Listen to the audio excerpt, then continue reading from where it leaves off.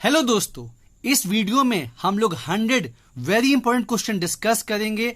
ये क्वेश्चन जो है एंशिएंट हिस्ट्री से है, साइंस से है, फिर थोड़ा 5-6 क्वेश्चन जो है झारखंड विद्रोह से है, उसके बाद कुछ क्वेश्चन जो है कंप्यूटर साइंस का है और बाकी क्वेश्चन करंट से है। और ये क्वेश्चंस जो हैं वो आने वाले बीपीएससी एग्जाम, झारखंड सचिवालय exam, CDPO exam, JPSC exam सब में आपको मदद करेंगे। तो चलिए देखते हैं वन बाय वन। पहला क्वेश्चन जो है, पतंजलि ये जो है किसके दरबार में थे? हम जानते हैं दोस्तों, जैसे आप पतंजलि का नाम सुनते हैं रामदेव बाबा का जो है पतंजलि याद आता है, लेकिन ये उस पतंजलि की बात नहीं हो रही है। ये प्राचीन इतिहास की बात हो रही है। जो पतंजलि जो है ये बहुत बड़े लेखक जो है वो किसके दरबार में थे? आपके ऑप्शन है शाका किंग रुद्ररमन वन के, कनिष्क के, पुष्यमित्र सुंग या अशोक के। तो दोस्तों क्या सही जवाब हो जाएगा? आप ट्राई कीजिए। इसका सही आंसर हो जाएगा दोस्तों सुंग डायनेस्टी के जो फाउंडर हैं पुष्यमित्र सुंग, उनके दरबार में जो है पतंजलि थे।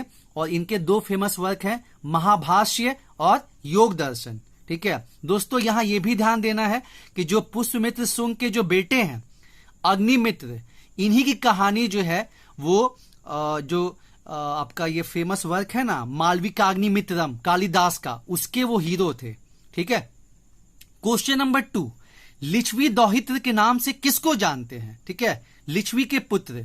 तो आपके ऑप्शन है सुमित्र मतलब यहां पे समुद्रगुप्त, स्कंदगुप्त, कुमारगुप्त और चंद्रगुप्त। तो दोस्तों आप जानते ही हैं कि जो चंद्रगुप्त वन है उनकी शादी जो है वो लिच्छवी राजकुमारी कुमार देवी से हुई थी, इसलिए उनके पुत्र समुद्रगुप्त जो है, जिन्होंने पहले परम भागवत का टाइटल लिया था, पहले जो है केवल राजा महाराजा चलता था, चंद्रगुप्त जो है वो महाराजा धीराज का टाइटल लिए और आगे चल के समुद्रगुप्त जो है वो परम भागवत। तो उनको ही जो दोस्तों जो है लिच्छवी दौहित्र के नाम से जानते हैं। साथ ही साथ इन्होंने बहुत से राजाओं को हराया था। तो समुद्रगुप्त को जो है नेपोलियन ऑफ इंडिया का भी टाइटल दिया गया है। और इनका जो डिटेल है वो हमें कहां मिलता है यारों? प्रज्ञा प्रशस्ति में इनका डिटेल मिलता है समुद्रगुप्त का। Question number 3, father of internet. ऐसे तो विंड सर्फ है विश्व में जो कि अमेरिकन डिफेंस फोर्स में थे, लेकिन यहां पूछा गया है फादर ऑफ इंटरनेट कहां? भारत में। आपके ऑप्शन है विजय भटकर, बीके सिंगल, एमएस स्वामीनाथन या राज रेड्डी। कोशिश कीजिए क्या होगा दोस्तों आंसर इसका। विजय भटकर साहब जो है ये father of super computer in India है। जो एमएस स्वामीनाथन है इनको भारत में हरित क्रांति का जनक मानते हैं। जो राज रेड्डी हैं इनको भारत में फादर ऑफ एआई मानते हैं। तो बचे क्या? वीएसएनएल जो है यहाँ पे दोस्तों अगस्त 1995 में इंटरनेट की शुरुआत हुई थी और उस समय बीके सिंगल जो है वो उसके हेड में थे। ठीक है, तो इसका सही जवाब हो जाएगा बीके सिंगल। आगे बढ़ते हैं यारों। इनमें से लार्जेस्ट मेमोरी यूनिट कौन सी है? नॉर्मली हम लोग टेराबाइट तक जानते हैं, लेकिन दोस्तों उसके आगे भी होता है। और आपके ऑप्शन है जेटाबाइट, योटाबाइट, जियोबाइट और ब्रोंटोबाइट। हमने एक अलग से दोस्तों 20 क्वेश्चन का जो है कंप्यूटर साइंस का जो है क्वेश्चन बनाया है। जिन्होंने नहीं देखा नीचे डिस्क्रिप्शन में लिंक दिया हुआ है, उसको आप जरूर से देखिए, वहां से आपको काफी आइडिया लग जाएगा। झारखंड सचिवालय में 20 क्वेश्चन जो है कंप्यूटर साइंस से रहेगा और आपका जो जेपीएससी है उसमें 3 क्वेश्चन जो है मतलब कंप्यूटर साइंस से रहेगा। तो इसका सही जवाब क्या हो जाएगा दोस्तों? सबसे बड़ी यूनिट जो है वो जियोबाइट है और सबसे छोटी यूनिट निब्बल। चलिए, ये जो है आपको पीरियोडिक टेबल से पूछा गया है। पहले तो ये जान लीजिए, इसमें काफी लोग गलत कर देते हैं कि जो मॉडर्न पीरियोडिक टेबल है वो किसके द्वारा दिया गया है। तो यहां पे काफी लोग जो है मेंडलीव मार देते हैं, लेकिन मेंडलीव जो है वो एटॉमिक मास का बात किए थे कि एटॉमिक मास जो है मेन है, लेकिन आगे चल के उसमें खामियां निकल के आई। तो मोजले ने जो है एटॉमिक नंबर पे जो है मॉडर्न पीरियोडिक टेबल को डिजाइन करा है। और यहां पे क्या पूछा गया? फ्लोरीन, क्लोरीन, ब्रोमीन, आयोडीन को क्या कहते हैं? चाल्कोजन, हेलोजन, लेंथेनाइड या अल्काली मेटल। थोड़ा टफ है दोस्तों, अगर आपने नहीं पढ़ा हुआ है तो। सही जवाब हो जाएगा ग्रुप 17 में ये मिलता है और इसको बोलते हैं हेलोजन। ठीक है, कुछ कुछ बेसिक चीज जो है दोस्तों हम लोग को जानना होगा। जैसे कि आपको पूछ देगा कि जो हीलियम है, नियोन है, आर्गन है, क्रिप्टन है, जेनन है, रेडन है। ठीक है, ये कौन से ग्रुप में आते हैं? तो ये इनर्ट गैस है, लीस्ट मतलब नहीं रिएक्टिव होते हैं ये। और ये ग्रुप 18 में पाए जाते हैं। और अगर आप इधर लेफ्ट हैंड साइड में आइएगा तो ग्रुप 1 में हाइड्रोजन को छोड़ के जो लिथियम है, सोडियम है, पोटासियम है, रुबिडियम है, सीजियम है, फ्रेंसियम है, ग्रुप 1 वाला, इसको बोलते हैं अल्काली मेटल। ग्रुप 2 में आइएगा तो मैग्नीशियम है, बेरिलियम है, कैल्शियम है, स्ट्रोंसियम है, ये सबको बोलते हैं अल्कालीन अर्थ मेटल। तो बेसिक दोस्तों जानना होगा, ठीक है, कि ग्रुप 1 को बोलते हैं अल्काली मेटल, जिसमें लिथियम, सोडियम, पोटासियम ये सब हो गया। ग्रुप 2 में जो है आपको अल्कालीन अर्थ मेटल बोलते हैं। ग्रुप 16 जैसे पूछ लिया कि जो ऑक्सीजन, सल्फर ये सबको क्या बोलते हैं, तो उनको बोलते हैं चाल्कोजन, ठीक है। और फिर आप देखते होंगे कि नीचे में 2 है आपका, 57 से जो 71 है वो लेंथेनाइड है, और 89 से 103 जो है वो मतलब आपका एक्टिनाइड है। तो ये बेसिक्स कुछ जानना है। और यहां पे क्या जवाब हो जाएगा, फ्लोरीन, क्लोरीन, ब्रोमीन, आयोडीन, इसको क्या बोलते हैं, हेलोजन। ऑक्सीजन, सल्फर ये सब जो है ग्रुप 16 वाले, इसको बोलते हैं चाल्कोजन। ग्रुप 1 में हाइड्रोजन को छोड़ के जो लिथियम, सोडियम, पोटासियम, रुबिडियम ये सब है उसको बोलते हैं अल्काली मेटल, ठीक है। और मेटल जो है आपको लेफ्ट हैंड साइड में मिलेंगे और non metal right hand side में, ठीक है। और ग्रुप 2 वाले को बोलते हैं अल्कालीन अर्थ मेटल। आगे चलते हैं हम लोग। वर्ल्ड गवर्नमेंट समिट 2030 विश्व सरकार शिखर सम्मेलन जो है वो कहां पे हुआ, आपके ऑप्शन है न्यूयॉर्क, दुबई, सिंगापुर, ब्रुसेल। तो खुद से पहले ट्राई कीजिए क्या जवाब हो जाएगा दोस्तों। इसका सही जवाब हो जाएगा दुबई, ठीक है। क्वेश्चन नंबर 7, किस देश में इंडिया ने बचाव के लिए ऑपरेशन चलाया, कावेरी और ऑपरेशन करुणा, दोनों आपको बताना है। आपके ऑप्शन दिए हैं टर्की और Sudan, Afghanistan, Sudan, Myanmar, Turkey, Sudan और म्यांमार। तो देखिए दोस्तों, जो आपका सीरिया और टर्की में अर्थक्वेक आया था, भूकंप, वहां पे राहत के लिए सरकार ने कौन सा ऑपरेशन चलाया था, ऑपरेशन दोस्त। तो ये ऑप्शन हट गया। अफगानिस्तान में बचाव के लिए ऑपरेशन चलाया था, ऑपरेशन देवी, ये हट गया। यूक्रेन रशिया वाला क्या था, गंगा। तो अब आपका बचा म्यांमार और ये वाला ऑप्शन बचा, ठीक है। तो म्यांमार, टर्की हो गया, टर्की में तो ऑपरेशन दोस्त हो गया, ये भी हट गया। अब बचा आपका क्या, सूडान, सूडान में चलाया गया ऑपरेशन कावेरी और म्यांमार में ऑपरेशन करुणा, ठीक है। और कौन सा साइक्लोन म्यांमार को हिट किया था, ये साइक्लोन आपका नाम है मोचा, ठीक है। क्वेश्चन नंबर 8, फरवरी 2023 में नीति आयोग के नए सीईओ कौन बने। तो दोस्तों आपको पता ही हो कि पहले जो है प्लानिंग कमीशन था, लेकिन उसमें जो है टॉप टू बॉटम अप्रोच था और स्टेट्स का उतना व्यूज को नहीं लिया जाता था और उसमें काफी खामियां थी। तो उसको जनवरी 2015 में हटा के नीति आयोग लाया गया, जिसके हेड होते हैं कौन, हेड होते हैं प्रधानमंत्री। अब यहां का पूछा है क्या सीईओ कौन बने हैं, ठीक है। तो BVR सुब्रमण्यम, रवि सिन्हा, सुनील कुमार अग्रवाल या राजेश सिंह। तो सही जवाब हो जाएगा आपके BVR सुब्रमण्यम, ठीक है। क्वेश्चन नंबर 9, निम्नलिखित में से कौन सी कमिटी है, ये क्वेश्चन थोड़ा टफ है, जो कि अर्बन एरिया में BPL परिवार को आइडेंटिफिकेशन के लिए बनी थी, ठीक है। Tendulkar committee, Saxena committee, Lakdawala committee या हसीम कमेटी। अभी तक हमने जो भी क्वेश्चन टफ डिस्कशन किया दोस्तों, उसमें से ये टफेस्ट क्वेश्चन है। क्या सही जवाब हो जाएगा, इसका हो जाएगा हसीम कमेटी। और दोस्तों मैं आपको एक बात कहना चाहूंगा कि जैसे आपने यहां पे सुना हसीम कमेटी, तो आपको एक काम करना है कि आपको गूगल में उसके बारे में थोड़ा पढ़ना भी है यारो, ताकि आपका अपना नॉलेज बेस भी बढ़े। चलिए आगे बढ़ते हैं। क्वेश्चन नंबर 10, कालिदास, ठीक है। कालिदास कब दोस्तों, चंद्रगुप्त 2 के समय। चंद्रगुप्त 2 विक्रमादित्य के 9 रत्न में कालिदास शामिल थे। तो इनमें से क्या ये नहीं लिखे हैं, मेघदूतम, अभिज्ञान शकुंतलम, मुद्रा राक्षस या रघुवंशम। तो क्या जवाब हो जाएगा दोस्तों, इसका सही जवाब हो जाएगा मुद्रा राक्षस। यहां पे ये भी पूछा जा सकता था कि कालिदास किसके दरबार में थे, तो चंद्रगुप्त 2 जिनको हम विक्रमादित्य के नाम से भी जानते हैं, ठीक है। मुद्रा राक्षस जो है ये विशाखा दत्त के द्वारा लिखा गया है। और इसमें कहानी क्या है, इसमें कहानी है कि कैसे जो चंद्रगुप्त मौर्य हैं उन्होंने कैसे जो है धनानंद को हरा के जो है मतलब मौर्य डायनेस्टी को स्टैब्लिश किया। 2023 में किसने नेशनल लॉन्ग जंप का रिकॉर्ड तोड़ा है, तो भाई ये तमिलनाडु के हैं। और जो ओलंपिक्स में लॉन्ग जंप का रिकॉर्ड बनाए हैं ना, उसको भी ब्रेक कर दिए हैं। आपके ऑप्शन है क्या, जसविन अल्ड्रीन, पंकज त्रिपाठी, के श्रीनिवास, डी मुरली। तो सही जवाब क्या हो जाएगा, जसविन अल्ड्रीन, ठीक है। क्वेश्चन नंबर 12, विक्ट्री सिटी किताब के लेखक कौन है। और ये लेखक दोस्तों बहुत ज्यादा विवादों में रहते हैं अपने मिडनाइट चिल्ड्रन की वजह से। आपके ऑप्शन है ए अरुंधति रॉय, सलमान रश्दी, रस्किन बॉन्ड, अरुणा डे। मैंने आपको हिंट दे दिया, जो मिडनाइट चिल्ड्रन के लेखक हैं उन्होंने ही ये किताब लिखी है, और सही जवाब क्या हो जाएगा आपका सलमान रश्दी। आगे बढ़ते हैं, ठीक है। तो यूएन की जो इकोनॉमिक सोशल डेवलपमेंट के लिए जो बॉडी है, कमीशन जो है, उसका 8 ऑर्गेनाइजेशन है, 8 संस्था है, उसमें से एक है क्या, यूएन सोशल डेवलपमेंट कमीशन, संयुक्त राष्ट्र सामाजिक विकास आयोग। इसका हेडक्वार्टर न्यूयॉर्क यूएसए में है। उसके नए अध्यक्ष कौन बनी हैं या बने हैं, ठीक है। तो अजय बंगा, गीता गोपीनाथ, रुचिरा कंबूज या पूर्णिमा देवी। तो देखिए दोस्तों, जो अजय बंगा हैं ये इंडियन ओरिजिन के पहले ऐसे हैं जो कि वर्ल्ड बैंक के हेड बने हैं, बहुत बड़ी बात है। गीता गोपीनाथ जो है ये बहुत अच्छे पोजीशन पे है आईएमएफ में। पूर्णिमा देवी को जो है यूएन का एनवायरमेंटल अवार्ड मिला है पर्यावरण का, तो बच गए कौन, रुचिरा काम्बोज जो है ये यूएन सोशल डेवलपमेंट की नई अध्यक्ष बनी है, ठीक है।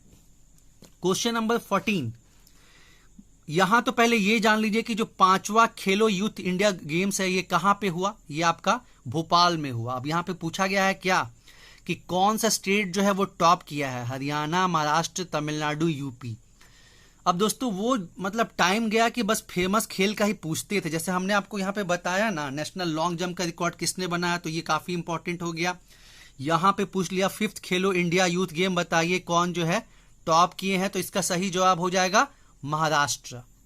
क्वेश्चन नंबर 15, भारत जो है भारत न्याय रिपोर्ट 2022, इंडिया जस्टिस रिपोर्ट 2022 में किस स्टेट ने टॉप किया। आपके ऑप्शन है तमिलनाडु, कर्नाटक, महाराष्ट्र, यूपी।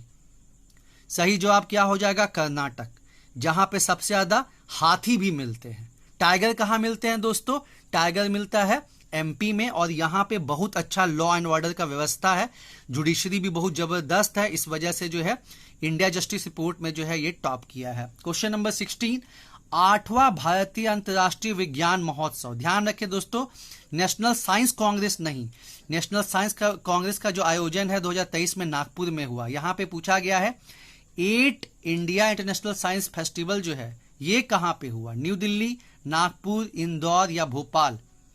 तो सही जवाब हो जाएगा भोपाल, ठीक है।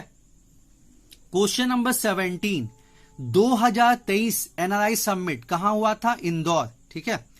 तो इसके चीफ गेस्ट कौन थे, फिजी के प्रेसिडेंट, मॉरिशस के प्रेसिडेंट, गुयाना के प्रेसिडेंट या इजिप्ट के प्रेसिडेंट। क्या सही जवाब हो जाएगा दोस्तों, सही जवाब हो जाएगा आपका गुयाना के प्रेसिडेंट मोहम्मद इरफान अली। आगे बढ़ते हैं, क्वेश्चन नंबर 18, इंडिया का फर्स्ट वाटर मेट्रो किस स्टेट में शुरू हुआ है। इस क्वेश्चन में काफी स्टूडेंट जो है टेस्ट में कंफ्यूज भी हो गए थे। आपके ऑप्शन है वेस्ट बंगाल, केरला, गोवा या नन। तो देखिए दोस्तों, अगर मैं आपसे पूछता कि इंडिया का पहला अंडरग्राउंड मेट्रो कहां स्टार्ट हुआ है, तो जवाब होता है वेस्ट बंगाल। लेकिन यहां मेट्रो मतलब जहाज वाला ही है, शिप वाला, तो वो स्टार्ट हुआ है आपका केरला में। तो कंफ्यूज नहीं होना है, इंडिया का पहला जो है underground water metro West Bengal में और वाटर मेट्रो केरला में। क्वेश्चन दोस्तों बहुत ही दमदार है और बहुत सारे क्वेश्चन जो है आपके एग्जाम में टकराएंगे, देखिएगा, ठीक है।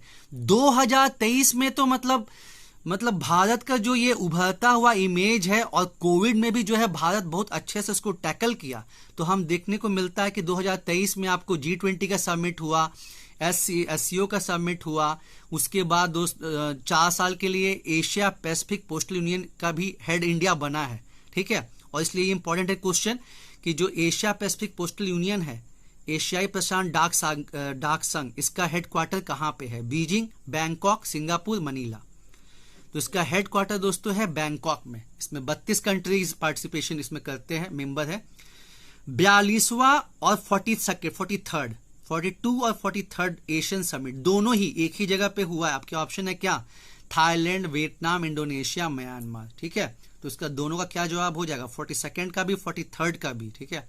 सही जवाब हो जाएगा आपका इंडोनेशिया। भारत के सोल्जर्स का फर्स्ट वर्ल्ड वॉर में भी बहुत कंट्रीब्यूशन रहा, लाखों सोल्जर मारे गए, मतलब शहीद हुए थे। सेकेंड वर्ल्ड वॉर में भी काफी शहीद हुए। तो किस देश ने सेकेंड वर्ल्ड वॉर में भारतीय सैनिकों के जो योगदान है उसको देखते हुए अपने यहां यशवंत खड़गे सनडायल मेमोरियल किस देश में जो है ये है बना है ऑस्ट्रेलिया, जापान, यूएसए, इटली। तो सही जवाब हो जाएगा इटली। ऑस्ट्रेलिया दोस्तों ध्यान रखिएगा, यहाँ पे प्रधानमंत्री ने लिटिल इंडिया, हैरिस पार्क में लिटिल इंडिया का जो उद्घाटन किया। और जापान दोस्तों काफी न्यूज में रहा क्योंकि वहां पे जो है क्वाड समिट हुआ 2023 का, साथ ही साथ जापान में जो है आपका महात्मा गांधी का जो बस्ट है उसको भी इनॉग्रेट किया गया है हिरोशिमा शहर में। जापान के किस शहर में पूछा जा सकता है कि आपका हिरोशिमा क्वाड समिट हुआ, तो आपका हिरोशिमा में। साथ ही साथ G7 का भी समिट जो है वो आपका जापान में ही रहा। ठीक है, इंडिया को इनवाइट भी किया गया था। अब यहां बायोलॉजी से क्वेश्चन है कि जैसे मेढक पानी और जमीन दोनों पे रहते हैं, उसको उभयचर बोलते हैं, amphibians of the animal kingdom. अब यहां पे क्या पूछा है, कहानी में थोड़ा ट्विस्ट है और बहुत ही बढ़िया क्वेश्चन है। तो इसमें जो है amphibians of the plant kingdom पूछा गया है। पादप जगत का उभयचर किसको कहते हैं, थैलोफाइटा, ब्रायोफाइटा, जिम्नोस्पर्म, एंजियोस्पर्म। तो दोस्तों प्लांट किंगडम सो ये सब बिलोंग करते हैं, ठीक है, जिसमें बीज आता है उसको एंजियोस्पर्म कहते हैं। और यहां पे क्या जवाब हो जाएगा, amphibians of the plant kingdom. तो सही जवाब हो जाएगा आपका ब्रायोफाइटा। और बीपीएससी में क्वेश्चन पूछा था कि पाइन सीडर ये सब किसको बिलोंग करता है, तो वो हो जाएगा आपका जिम्नोस्पर्म। फिर अब यहां पे जो है एनिमल किंगडम, इसमें जो है सबसे बड़ा फाइलम कौन सा है, मोलुस्का है, एकिनोडर्माटा है, प्लेटीहेल्मिन्थिस है या आर्थ्रोपोडा है। ठीक है, क्वेश्चन देख के तो डर लग रहा है, लेकिन जब हमको पता चलेगा कि भाई जितने भी इंसेक्ट हैं, क्रुटेशियन है, ये सब जो है आर्थ्रोपोडा में आते हैं। ठीक है, तो आपको मालूम हो जाएगा कि जो एनिमल किंगडम उसका सबसे बड़ा फाइलम कौन सा हो जाएगा, आर्थ्रोपोडा। और यहां पे जो है amphibians of the plant kingdom ये हो जाएगा ब्रायोफाइटा। ठीक है, आगे बढ़ते हैं। कंप्यूटर साइंस से क्वेश्चन है कि जैसे कि यहां पे आपको अलग अलग चीजें दी गई हैं, गैस, C++, पाइथन, जावा। तो इनमें से कौन है जो कंपाइलर और इंटरप्रेटर दोनों का इस्तेमाल करता है। कंपाइलर क्या होता है कि एक ही बार में आपका पूरा एग्जीक्यूशन कर देता है, और इंटरप्रेटर जो है लाइन बाय लाइन करता है। दोनों का काम सिमिलर है, high level language to machine level language में कन्वर्ट करता है। बस डिफरेंस क्या है कि कंपाइलर एक ही बार में कर देता है, इंटरप्रेटर लाइन बाय लाइन करता है। तो जो आपका पाइथन है ये इंटरप्रेटर हो गया, जो C++ है ये कंपाइलर हो गया, जो गैस है ये असेंबलर हो गया। लेकिन जो जावा है दोस्तों ये कंपाइलर और इंटरप्रेटर दोनों का काम करता है। आगे बहुत ही प्यारा क्वेश्चन है, इस क्वेश्चन में काफी लोग कंफ्यूज हो जाते हैं। आइजैक न्यूटन टिक मार देते हैं कि जो यूनिवर्सल ग्रेविटेशनल कांस्टेंट है, सार्वत्रिक गुरुत्वीय स्थिरांक G का वैल्यू जो है क्या होता है, 6.673 into 10⁻11 Newton metre square kg-2। ठीक है, ये वैल्यू भी आपको जानना जरूरी है। न्यूटन है, मीटर का स्क्वायर है, और केजी में -2 मतलब केजी नीचे है, newton metre square by kg square. ठीक है, तो ये वैल्यू किसके द्वारा दी गई थी, Isaac Newton, Galileo, Kepler, Henry Cavendish. तो जनरली लोग समझते क्या है कि न्यूटन साहब का इतना सारा कंट्रीब्यूशन है, तो इसका जवाब जो है वो न्यूटन ही हो जाएगा। केपलर तो जो है प्लेनेट का मोशन के बारे में दिए थे, और गैलीलियो भी जो है मोशन के बारे में कुछ बताए थे। लेकिन सबसे पहले क्या ये जो वैल्यू है जी का वैल्यू ये दिया गया हेनरी कैवेंडिश के द्वारा। एनसीईआरटी में दिया हुआ है, ये बहुत इंपॉर्टेंट क्वेश्चन है यारो, वेरी इंपॉर्टेंट, और काफी लोग कंफ्यूज भी हो जाएंगे। अब देखिए एक और बहुत बढ़िया क्वेश्चन है जो बेसिक ही क्वेश्चन है, लेकिन लोग देख के डर जाएंगे। वो कौन सी चीज है जो कि लिटमस पेपर को रेड से ब्लू में कन्वर्ट कर देती है। अब जो दोस्तों लिटमस है ये नेचुरल इंडिकेटर है कि चीज जो है वो एसिड है, बेस है या न्यूट्रल है। तो जो वाटर है ये तो न्यूट्रल रहता है, मतलब इसका पीएच वैल्यू रहता है 7। ठीक है, 7 से जो कम हुआ वो एसिडिक हो गया, 7 से जो ऊपर हुआ वो आपका बेस हो गया। ठीक है, तो मैंने यहां घुमा के दे दिया, जो HCl है हाइड्रोक्लोरिक एसिड। ठीक है, फिर ये भी जो है HNO3 ये भी जो है एसिड है, और ये तो न्यूट्रल है, तो बचा क्या, सोडियम हाइड्रोक्साइड, ये बेस है। ठीक है, तो सोडियम हाइड्रोक्साइड चूंकि ये बेस है, तो बेस क्या करता है, लिटमस को चेंज कर देता है रेड से ब्लू में। अगर यहीं पे क्वेश्चन चेंज हो जाए कि वो कौन सा चीज है जो कि लिटमस को ब्लू से रेड करता है, तो आपका जवाब हो जाएगा एसिड। ठीक है, तो उसमें ये दोनों ही आ जाता। क्वेश्चन नंबर 27 ये झारखंड स्पेसिफिक है कि कार्ल मार्क्स ने भारत के किस विद्रोह को प्रथम जन क्रांति का जो है ये संज्ञा दिया था? आपके ऑप्शन है पहाड़िया विद्रोह, संथाल विद्रोह, ढाल विद्रोह, चुवार विद्रोह। तो ये विद्रोह जस्ट 1857 क्रांति के पहले हुआ था और इसमें जो है बहुत ज्यादा लोग शहीद हुए थे। ठीक है, ऑफिशियल तो जो है 30 से 40 हजार है, लेकिन उसके ऊपर भी लोग शहीद हुए होंगे। इसलिए कार्ल मार्क्स जैसे महान इंसान ने इसको भारत की प्रथम जन क्रांति की संज्ञा दी थी। ये आपका संथाल विद्रोह है, जिसका सिद्धू कान्हू, चांद भैरव और उनकी बहन फूलो झानो, ठीक है, इसमें मेन रोल में थे। देश उद्धारक दल किस आंदोलन से संबंधित है? तमार विद्रोह, कोल विद्रोह, चेरो विद्रोह, खरवार विद्रोह या सफाहोड आंदोलन। तो दोस्तों मेनली मान के चलिए कि 70%, 65 से 70% जो आंदोलन या विद्रोह हुए थे वो तो अंग्रेजों के दमनकर्ता नीति के विरुद्ध हुए थे, एक्सप्लोटेशन के अगेंस्ट हुए थे। लेकिन कुछ आंदोलन जो था वो अपने में बदलाव लाना है, कि जैसे मांस मदिरा का सेवन नहीं करना है, उसके बाद एक ही देवता का पूजा करना है, सादा जीवन जीना है, दारू शराब नहीं पीना है। तो उसी में से एक था सफाहोड आंदोलन, जो कि संथाल परगना इलाके में ही हुआ। तो ये देश उद्धारक दल का संबंध जो है इसी से है। Question number 29। अब जैसे कि मैंने आपको बताया ही, सीजीएल में जो है 20 क्वेश्चन कंप्यूटर साइंस से आएगा। मैंने अलग से 20 क्वेश्चन करवाया भी है। तो उसी में से एक क्वेश्चन पूछा कि इनमें से कौन सा जो कंप्यूटर है वो 4th जनरेशन का कंप्यूटर नहीं है यारो? एप्पल यहां पे है, IBM हो गया, आईसेल 2900 हो गया और स्टार 1000 हो गया। तो A, B और D जो है ये 4th जनरेशन के हैं और जो आईसेल 2900 है ये 3rd जनरेशन का है। फिर यहां पे पूछा गया क्वेश्चन नंबर 13 में कि फॉर्ट्रैन, कोबोल जो ये हाई लेवल लैंग्वेज है ये कौन से जनरेशन में आए थे? तो आपके ऑप्शन है 1st, 3rd, 4th, 5th। तो क्या जवाब हो जाएगा दोस्तों? 3rd जनरेशन में। वैसे आपसे पूछा जा सकता है कि जो ग्राफिक यूजर इंटरफेस है GUI वो कौन से जनरेशन में आया? तो वो 4th जनरेशन में। तो जनरेशन ऑफ कंप्यूटर जो भी सीजीएल का एग्जाम दे रहे हैं एकदम बढ़िया से पढ़ना है। कब से कब तक जनरेशन का टाइम चला, कौन सा कंप्यूटर आया, क्या चीज इस्तेमाल हुआ, जानना है। Question number 31। अब ये जो है स्टेटमेंट बेस्ड क्वेश्चन है, इसमें 2 स्टेटमेंट दिया गया है, आपको बताना है कौन सा सही है। भूमिज विद्रोह के जो लीडर हैं वो गंगा नारायण, खरवार आंदोलन के लीडर जो है वो भागीरथ मांझी। आपको बताना है पहला सही है, दूसरा सही है, दोनों सही है या दोनों गलत है। तो ये दोनों स्टेटमेंट दोस्तों सही है। भूमिज विद्रोह का जो मतलब नायक वो गंगा नारायण, जो खरवार आंदोलन के नायक वो भागीरथ मांझी। तो आपका आंसर हो जाएगा सी, बोथ। Question number 32। अपना गांव अपना राज, दूर भगाओ विदेशी राज, ये किस विद्रोह से संबंधित है? संथाल विद्रोह, ढाल विद्रोह, चुवार विद्रोह, चेरो विद्रोह। तो दोस्तों कंफ्यूजन कहां हो जाता है? क्योंकि संथाल विद्रोह का नारा रहा है अपना देश अपना राज, तो वहां पे स्टूडेंट कंफ्यूज हो जाते हैं। लेकिन जहां दूर भगाओ विदेशी राज आपको दिख जाए तो समझ जाइए कि यह चुवार विद्रोह का है। और उसके बाद एक और है जो आपका मतलब उलगुलान आंदोलन से संबंधित है, बिरसा मुंडा जी के आंदोलन से, कटोंग बाबा कटोंग और अबुआ राज एटे जना महारानी राज टुंडू, ये जो है आपका बिरसा मुंडा जी के उलगुलान आंदोलन से संबंधित है। और जहां आपको दिखेगा अपना गांव अपना राज, दूर भगाओ विदेशी राज, तो ये चुवार विद्रोह। केवल अपना देश अपना राज दिखेगा तो संथाल विद्रोह। अब आते हैं 2023 में सबसे सुपर फास्टेस्ट कंप्यूटर जो है किसको डिक्लेयर किया गया है? अमेरिका के फ्रंटियर को। और जो भारत का कौन सा है कंप्यूटर, सुपर कंप्यूटर? एरावत।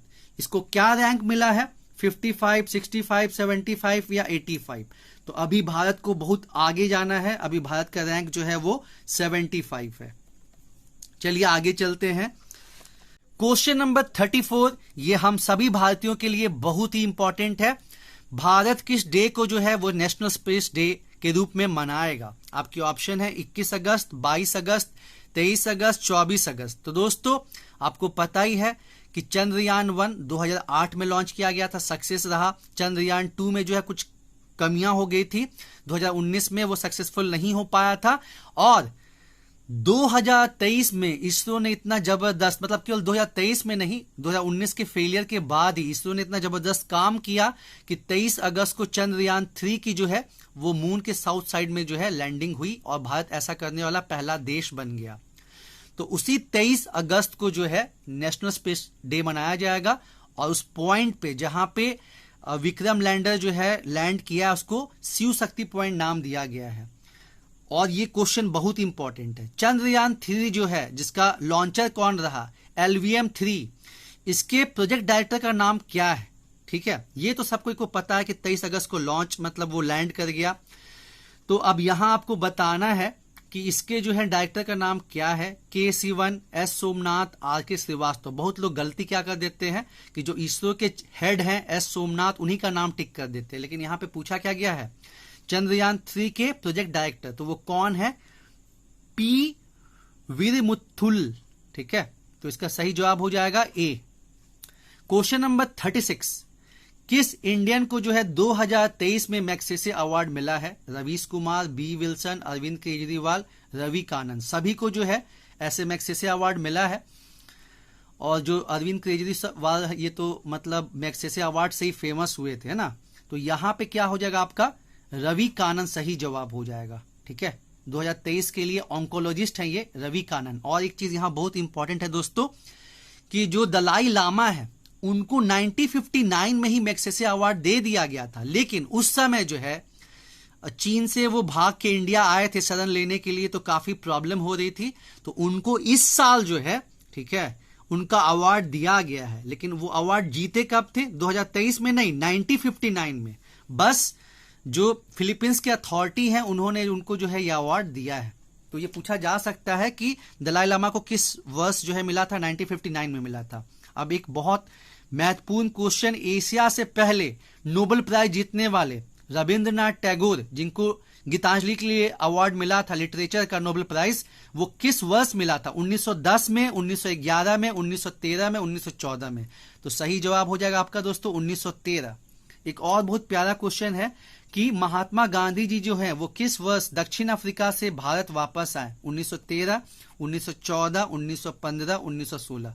तो वो गए थे 1893 में, फिर 22 साल के बाद 1915 में जो है वो वापस आए। और चूंकि उनकी वापसी 9 जनवरी को हुई थी, इसी वजह से 9 जनवरी को जो है NRI डे सेलिब्रेट करते हैं। और 2023 में NRI डे कहां मनाया गया? इंदौर में। ठीक है, WHO का पहला ट्रेडिशनल मेडिसिन ग्लोबल समिट, पारंपरिक चिकित्सा वैश्विक शिखर सम्मेलन 2023 में कहां हुआ? ठीक है, अहमदाबाद, गांधीनगर, कोची, नई दिल्ली। तो अभी ही 1-2 साल पहले ये काफी न्यूज में रहा कि WHO अपना पहला ट्रेडिशनल हॉस्पिटल कहां खोल रहा है? तो गुजरात के गांधीनगर में। और वहीं पे जो है पहला WHO का ट्रेडिशनल मेडिसिन ग्लोबल समिट जो है वो संपन्न हुआ, गांधीनगर, गुजरात। और ये मोदी जी की वजह से है कि बहुत सी MNC कंपनी, फॉरेन यूनिवर्सिटीज और ये WHO वाला भी है, सब कहां खुल रहा है? सब जो है वो गुजरात में मतलब जा रहा है। जैसे फॉक्सकॉन की जो सेमीकंडक्टर कंपनी है वो भी अभी सरकार बात कर रही है उसका जो है ऑफिस खोलने के लिए, कहां पे प्लांट खोलने के लिए? गुजरात में। उसके बाद डिकिन यूनिवर्सिटी जो है वो भी अपना जो है गुजरात में। तो ये मोदी जी की वजह से ही है कि मैक्सिमम चीजें जो अब्रॉड से आ रही है इन्वेस्टमेंट के लिए वो कहां जा रही हैं? गुजरात में जा रही हैं। क्वेश्चन नंबर 40, प्रयाग प्रशस्ति जो काफी इंपॉर्टेंट है, इलाहाबाद इंस्क्रिप्शन के नाम से भी जानते हैं, इसमें किसका जिक्र नहीं है दोस्तों? तो हरिसेन ने इसको जो मतलब करा था, तो वहां पे समुद्रगुप्त का तो जिक्र है ही है, अशोक का भी जिक्र है। खास बात कि वहां पे मुगल एम्परर जहांगीर का भी जिक्र है, लेकिन अकबर का जिक्र नहीं है। और ये एक टफ क्वेश्चन है अगर आपने बढ़िया से नहीं पढ़ा है तो, क्योंकि लोग जनरली क्या जानते हैं? समुद्रगुप्त और अशोक। ठीक है, लेकिन यहां पे एक क्वेश्चन और बन सकता है कि प्रयाग प्रशस्ति में किस मुगल एम्परर का जिक्र है? तो जहांगीर का जिक्र है, अकबर का नहीं है। ठीक है, जूनागढ़ इंस्क्रिप्शन अगेन एक ऐसा इंस्क्रिप्शन जहां पे बहुत से किंग का जिक्र किया गया है। और ये इंस्क्रिप्शन किसके द्वारा बनाया गया? रुद्रदमन, साका किंग रुद्रदमन वन के द्वारा। ठीक है, तो उसमें पूछा कि किसका जिक्र नहीं है? तो रुद्रदमन वन का है, चंद्रगुप्त मौर्य का है, स्कंदगुप्त का है, लेकिन कुमार गुप्त का यहां पे जिक्र नहीं है। ठीक है, तो प्रयाग प्रशस्ति में किसका किसका जिक्र है? समुद्रगुप्त का, अशोक का, जहांगीर का। और जो जूनागढ़ इंस्क्रिप्शन है आपका गुजरात में, जो कि रुद्रदमन वन के द्वारा बनाया गया, तो वहां तो पहले जो है चंद्रगुप्त मौर्य का जिक्र किया गया है, सुदर्शन झील उन्होंने ही बनवाया था। उसके बाद वहां पे अशोक का भी जिक्र मिलता है, स्कंदगुप्त का भी वहां पे जिक्र है, और कुमारगुप्त का जिक्र नहीं है। क्वेश्चन नंबर 43 नहीं, क्वेश्चन नंबर 42, ठीक है। 9th कॉमनवेल्थ पार्लियामेंट्री कॉन्फ्रेंस यानी कि 9वीं राष्ट्रमंडल संसदीय सम्मेलन कहां पे संपन्न हुआ? नई दिल्ली, इंदौर, उदयपुर, पुणे। दोस्तों क्या होता है कि जो इंपॉर्टेंट समिट या कॉन्फ्रेंस है वो तो हमें ध्यान में रहता है, पर ये जो मतलब साइड वाला, जैसे कि हमें G20, SCO, आसियान, उसके बाद क्वाड, G7, ये सब तो ध्यान में रहता है, लेकिन ये सब हम छोटा छोटा जो है मिस कर जाते हैं। तो ये जो 9th कॉमनवेल्थ पार्लियामेंट्री कॉन्फ्रेंस है ये आपका कहां पे हुआ? उदयपुर में, ठीक है, उदयपुर में ये कॉन्फ्रेंस हुआ दोस्तों। क्वेश्चन नंबर 43, स्पेन जो है पहली बार फीफा विमेन वर्ल्ड कप जीती, ठीक है, तो आपको बताना किसको हरा के, USA, इंग्लैंड, अर्जेंटीना या ब्राजील।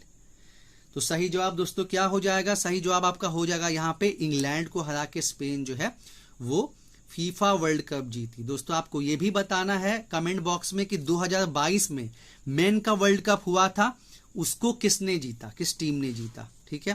क्वेश्चन नंबर 44, अब आप जानते हैं कि भारत में इलिटरेसी की बहुत बड़ी समस्या है, तो फाइनली भारत सरकार और एक स्कीम, पहले से बहुत से प्रोग्राम तो चल ही रहे हैं, कार्यक्रम चल ही रहे हैं, लेकिन और एक बढ़िया स्कीम 2022 में चालू किया गया है जो कि 5 साल के लिए है, और जो भी 15 साल से ऊपर है, इलिटरेट है, उनको कवर अप किया जाएगा। 5 साल में लगभग कितने लोग को साक्षर बनाने का लक्ष्य रखा गया है, मतलब कितने इलिटरेट लोग को टारगेट किया जाएगा, उनको साक्षर बनाया जाएगा? 2 करोड़, 4 करोड़, 5 करोड़, 6 करोड़। तुक्का मारना थोड़ा मुश्किल है, लेकिन आपको कैसे कनेक्ट करना है? 5 साल 5 करोड़, ठीक है, 5 साल 5 करोड़, और कितने से ऊपर लोग को टारगेट किया गया है? 15 ईयर से अब, ठीक है। अब दोस्तों आप जानते हैं कि G20 का कौन सा बैठक भारत में हुआ? 18वां। कौन सा बैठक SCO का हुआ?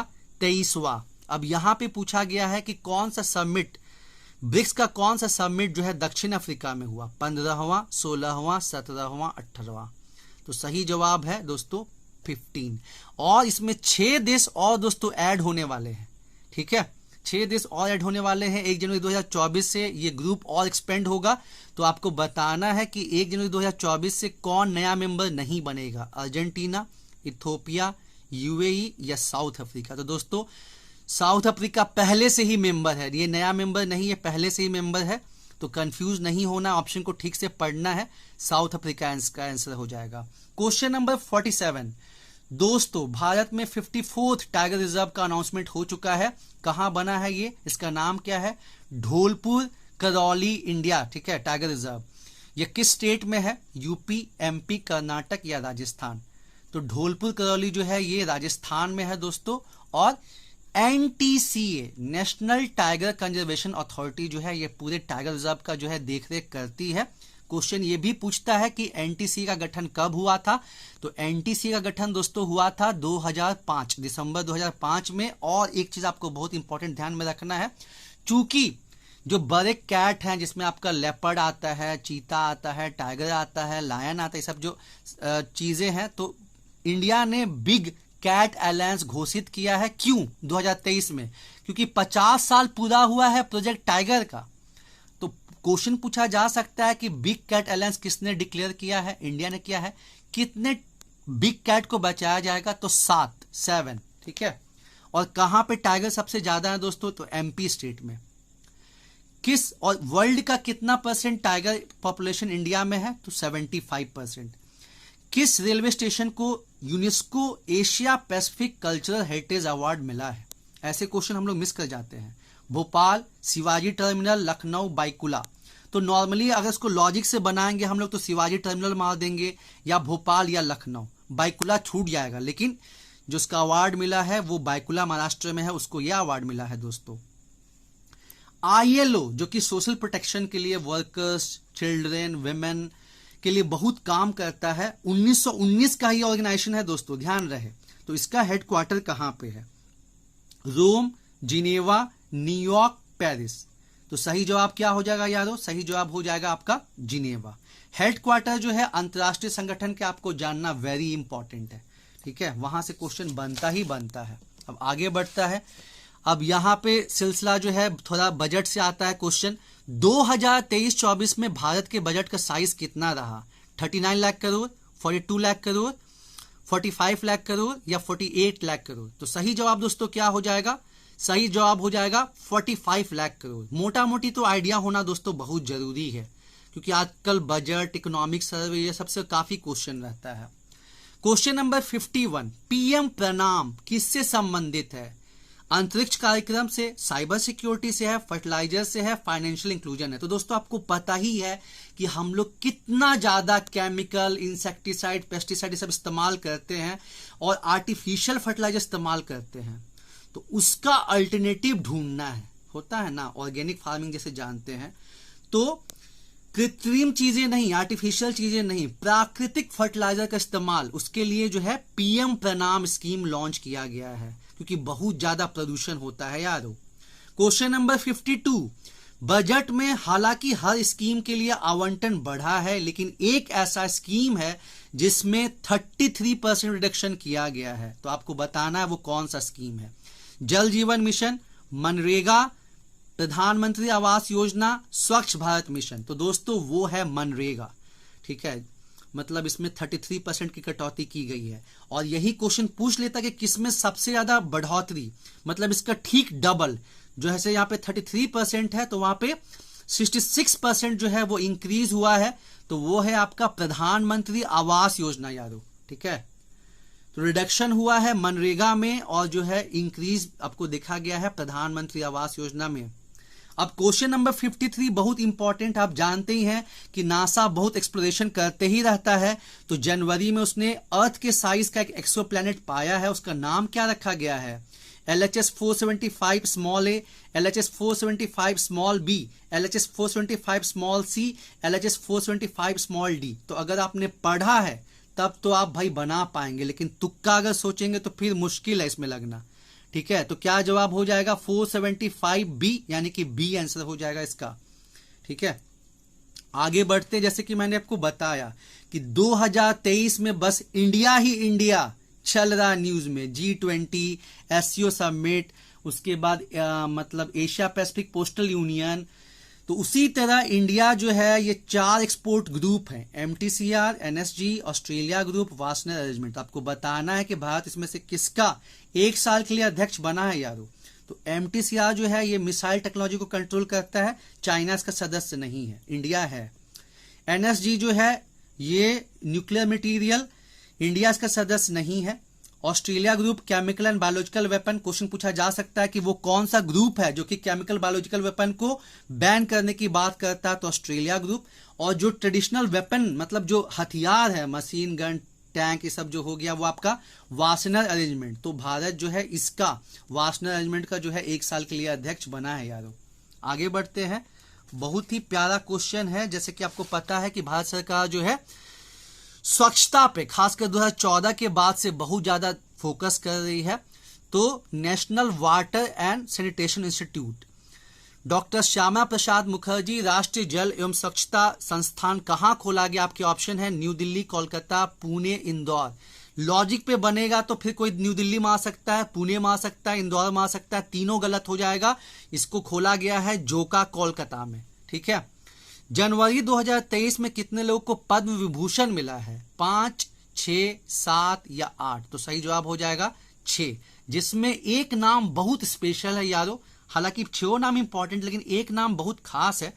जब ईस्ट पाकिस्तान पे वेस्ट पाकिस्तान ने हमला कर दिया था, ईस्ट पाकिस्तान बोले तो बांग्लादेश, तो बहुत करोड़ों लोग भाग भाग के इंडिया में आए थे, बहुत ज्यादा समस्या हो रही थी।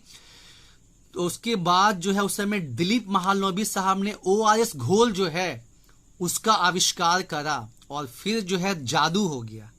तो उनको भी जो है पद्म विभूषण मिला है। और महालनोबिस 2 आपका नाम याद रखना है, एक सेकंड 5 ईयर प्लान के जो जनक PC महालनोबिस, और एक अभी ORS घोल के जो है जिन्होंने खोज करी, उसका मतलब उसका आविष्कार करा, ठीक है, खोज के आविष्कार करा जबरदस्त टाइप से और एकदम क्रांति ही आ गई, उनको भी पद्म विभूषण मिला है। छोटे दिमाग मतलब ये आपका मस्कुलर मूवमेंट, आपका बैलेंस होता है ना, जैसे आप अल्कोहल या कुछ लेते हैं तो ये उसको इम्पैक्ट करता है। किसको कहते हैं? Hypothalamus, cerebrum, cerebellum, none. ये छोटा मोटा क्वेश्चन में ही हम कंफ्यूज हो जाते हैं क्योंकि हम ठीक से पढ़ते नहीं है। तो जो लॉजिकल रीजनिंग है, थिंकिंग है, ये सब होता है आपका फोर ब्रेन से, जिसका नाम बिग ब्रेन भी बोलते हैं, सेरेब्रम। और जो ये मसल मूवमेंट और जो आपका बैलेंस पोस्चर मेंटेन करता है उसको बोलते हैं सेरेबेलम, छोटा दिमाग, लिटिल ब्रेन, लेकिन बहुत इंपॉर्टेंट है। उसी तरह क्वेश्चन नंबर 58 है कि ब्रेन का कौन सा पार्ट है जो कि भूख, प्यास, प्यार, ये सब का सेंटर है? Hypothalamus, cerebrum, cerebellum, medulla. वही बात कि अगर आप पढ़े हैं तभी आप इस क्वेश्चन को बना पाइएगा, नहीं तो फिर ढूंढते रह जाओगे। तो सही जवाब क्या होगा यारो? हाइपोथैलेमस। ठीक है, बैलेंस का पूछ ले कि आपका बैलेंस को कौन मेंटेन करता है, तो सेरेबेलम है। पढ़ने, लिखने, थिंकिंग का जो कैपेसिटी है मेमोरी वाला, वो सेरेब्रम है। ठीक है, और भूख, प्यास, लव का सेंटर जो है वो हाइपोथैलेमस है। अब देखिए फिर एंशिएंट हिस्ट्री का जबरदस्त क्वेश्चन है, आपको बताना है। चेरा है, चोला है, पांड्या है, फिश है, टाइगर है, बो एंड एरो है।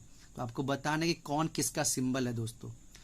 तो चोला का हो जाएगा टाइगर, चेरा का हो जाएगा बो एंड एरो, पांड्या का हो जाएगा फिश। बहुत एक से बढ़कर एक क्वेश्चन हम लोग लेके आए हैं यारो। ये जो पोयम है गथ सप्तसती, ठीक है, इस पोयम के पोएट कौन है? सिमुक, पुलवामी थ्री, हाला, गौतमीपुत्र सतकर्णी। दोस्तों ये सभी जो है सतवाहना डायनेस्टी को बिलोंग करते हैं। और जो नासिक इंस्क्रिप्शन है और जो नानाघाट इंस्क्रिप्शन है, वो दोनों ही इंस्क्रिप्शन जो है वो सतवाहना डायनेस्टी के बारे में बताता है।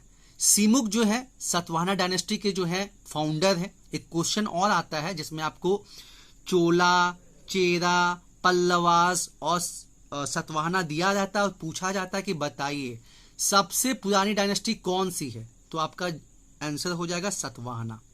तो यहां पे पूछा गया कि जो ये पोयम है जो कि प्राकृत लैंग्वेज में है, ठीक है, गत सप्तसती, तो इसके लेखक यानी कि पोएट कौन है, तो हाला है। 60 का सी हो जाएगा। वो कौन सा सिंधु सभ्यता का साइट है जिसको यूनेस्को के द्वारा भारत का 40वां विश्व विरासत सूची का जो दर्जा मिला है? लोथल है, हड़प्पा है, धोलावीरा है या नन है? ठीक है, तो सही जवाब क्या हो जाएगा दोस्तों? धोलावीरा।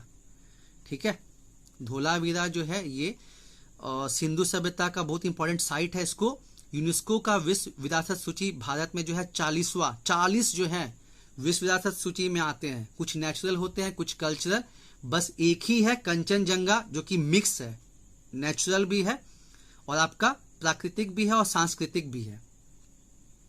क्वेश्चन नंबर 63, उसके पहले question number 62, national green hydrogen mission. दोस्तों आप जानते ही हैं कि क्लाइमेट चेंज से बचने के लिए हर कंट्री अपना अपना प्रयास कर रहा है और भारत का भी ये प्रयास है कि 2030 तक जो वो ऊर्जा पैदा करता है उसका 50% वो रिन्यूएबल एनर्जी से करे, नवीकरणीय ऊर्जा से। उसी के तहत आपका जनवरी 2023 में नेशनल ग्रीन हाइड्रोजन मिशन चालू किया गया है, जिसमें भारत जो है 2030 तक 5 मिलियन मीट्रिक टन जो है प्रोड्यूस करेगा। बहुत ज्यादा विदेशी मुद्रा भी बचेगा, है ना। तो बताना है कि भारत ने, ये तो वन ऑफ द मिशन है, और भी भारत बहुत सारी चीज कर रहा है। और कब तक भारत ने जो है एनर्जी इंडिपेंडेंट, आज के डेट में जो हम 80% एनर्जी, चाहे वो पेट्रोलियम हो, नेचुरल गैस हो, और भी चीजें हम इंपोर्ट करते हैं, बहुत ज्यादा विदेशी मुद्रा खर्चा होता है। तो भारत ने कब तक एनर्जी इंडिपेंडेंट होने का लक्ष्य रखा है? तो जो अमृत काल पूरा होगा ना दोस्तों, जो भारत अपना 100 ईयर कंप्लीट करेगा आजादी का 2047, ठीक है, तो उस तक। और 2047 और एक लक्ष्य किसका है? सिकल सेल अनीमिया, जो कि ट्राइबल को बहुत ज्यादा परेशान करती है, जनजाति लोगों को। तो उसको भी, उसके लिए भी उसको भी खत्म करने का लक्ष्य रखा गया है 2047। क्वेश्चन नंबर 63, ये क्वेश्चन तो आना ही आना है यारों, बहुत इंपॉर्टेंट है। यूएनडीपी, आप जानते हैं कि भारत सरकार जो है पिछले 15 साल से खासकर बहुत सारे जो है सोशल इकोनॉमिक स्कीम चला रही है। उसके चलते जो है बहुत लोग गरीबी रेखा से बाहर आए हैं। और ये हम लोग का नहीं, यूएनडीपी का रिपोर्ट है। तो आपको बताना है कि 2005-6 से लेकर 2019-20 तक कितने लोग भारत में गरीबी रेखा से बाहर आए हैं? ये तो बोलिए कि कोविड आ गया, नहीं तो ये संख्या और भी ज्यादा होती। कोविड के चलते बहुत लोग जो है गरीबी रेखा में वापस से चले गए। ठीक है, तो यहां आपको बताना है कितने लोग बाहर आए। ठीक है, 27 करोड़, 35 करोड़, 39 करोड़, 41 करोड़। इसमें जो है कोविड का इंपैक्ट नहीं शामिल किया गया है, तो इसका है 41, एग्जैक्ट डेटा जो है 41.5 करोड़। और ये पॉइंट जो है मेंस के आंसर में भी इस्तेमाल किया जा सकता है यारो, बहुत बढ़िया पॉइंट है। ठीक है, अब आगे बढ़ते हैं क्वेश्चन नंबर 64। और बजट इकोनॉमिक सर्वे काफी इंपॉर्टेंट है यारो, उसको देख के जाना ही जाना है। इसमें से देखिए कुछ ना कुछ क्वेश्चन जो है आपको एकदम हूबहू एग्जाम में मिल जाएगा। अब भारत सरकार जो है हर साल कृषि ऋण देने का जो लक्ष्य उसको बढ़ाती है। तो आपको बताना है कि 2023-24 में भारत सरकार ने जो कृषि ऋण है, एग्रीकल्चर लोन, उसको कितना बढ़ा के कर दिया है। ठीक है, 15 लाख करोड़, 20 लाख करोड़, 25 या 30? क्या तुक्का मारिएगा, पढ़े नहीं है तो फिर बहुत मुश्किल होता है। 20 लाख करोड़ दोस्तों। ठीक है, 20 लाख करोड़। अब इस बजट में जो है 7 प्रायोरिटी एरिया जो है रखा गया, जिसका नाम क्या दिया गया है? सप्तऋषि। तो आपको बताना है कि जो बजट 2023-24 है उसमें जो सप्तऋषि अनाउंस किया गया उसका हिस्सा कौन नहीं है?